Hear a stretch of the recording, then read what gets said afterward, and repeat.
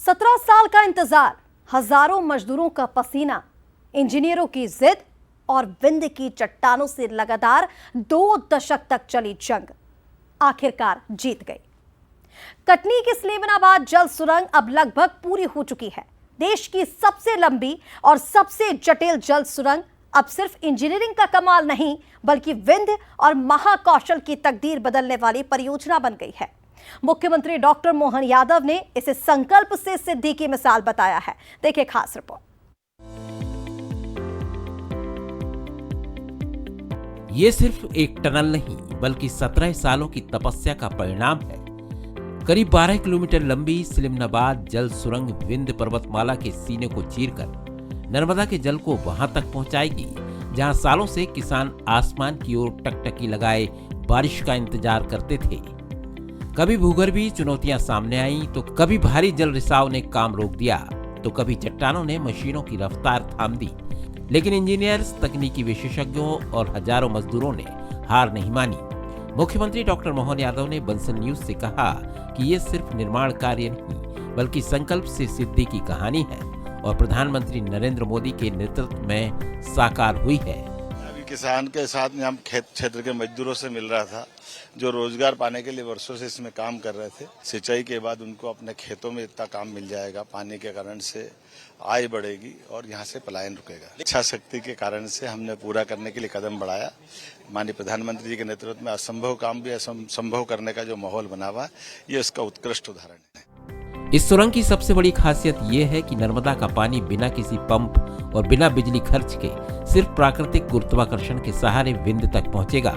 इससे जबलपुर, कटनी, मैहर, सतना, रीवा और पन्ना के करीब 1450 गांवों की 2,45,000 हेक्टेयर जमीन को स्थायी सिंचाई मिलेगी। यानी जिन खेतों में कभी सूखा चिंता बनकर खड़ा रहता था, अब हर मौसम में हरियाली की उम्मीद होगी। अधिकारियों का कहना है कि कई बार ऐसा लगा कि परियोजना समय पर पूरी नहीं हो पाएगी, लेकिन हर चुनौती का समाधान खोजा गया और आखिरकार सफलता मिली। हमारे 34 साल के जो टनलिंग कैरियर में इतनी एडवांस जो जियोलॉजी और इतना हाई वाटर टेबल का वर्क हमारे सामने जो कभी नहीं आया था। 3 महीने में पूरा जो कंप्लीट हो जाएगा, पूरा ऑल ओवर काम, बाकी सब जो हो चुका है। लेकिन इस कहानी के असली नायक हैं हजारों मजदूर, जिनके नाम शायद किसी पत्थर पर नहीं लिखे जाएंगे, जिनके हाथों ने इस पहाड़ के भीतर उम्मीद का रास्ता बनाया। किसी ने सालों तक घर से दूर रहकर काम किया, किसी ने पानी से भरी सुरंगों में जोखिम उठाया, किसी ने दिन रात मशीनों के साथ संघर्ष किया।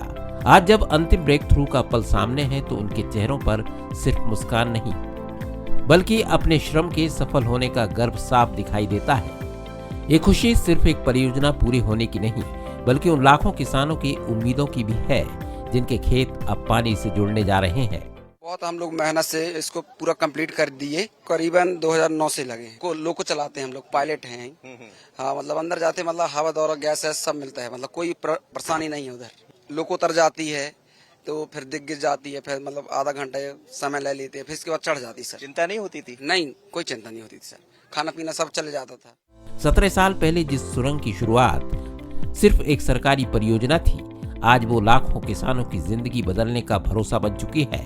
पहाड़ के भीतर बनी ये सुरंग अब सिर्फ नर्मदा का पानी नहीं बहाएगी, बल्कि विंध्य के खेतों तक समृद्धि, खुशहाली और नई उम्मीद भी पहुंचाएगी। शायद इसलिए मुख्यमंत्री ने इसे संकल्प से सिद्धि कहा, क्योंकि बड़े सपने सिर्फ परियोजना से नहीं, बल्कि हजारों हाथों की मेहनत और अटूट विश्वास से पूरे होते हैं। मध्य प्रदेश की डॉक्टर मोहन यादव सरकार वर्ष को कृषि कल्याण वर्ष के रूप में बना रही है, लेकिन कृषि के लिए सबसे ज्यादा जरूरत होती है पानी की, सिंचाई की, और इस पर बेहतर काम भी हुआ है। लक्ष्य है 1 करोड़ हेक्टेयर में सिंचाई करने का। लेकिन ये जो परियोजना चालू हुई है स्लीमनाबाद, ये निश्चित रूप से देश की पहली ऐसी परियोजना है, और मुख्यमंत्री ये कह भी गए हैं कि यदि संकल्प आपका बड़ा हो तो फिर काम रुकते भी नहीं है। आशीष खरे के साथ मनोज सैनी, बंसल न्यूज, कटनी।